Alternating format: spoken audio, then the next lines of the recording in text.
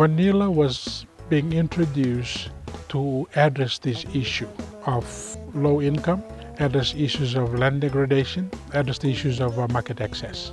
Land degradation, the intercropping of vanilla support tree with fruit trees is part of our rehabilitation of those degraded areas. Some women, they plant their vanillas in the forest. Most of them, they just want to plant it in the village just for their back gardening, to make it easy for them to look after. It does not take hours, it's only 30 minutes for us just to come and pollinate the flowers, and then we go back home.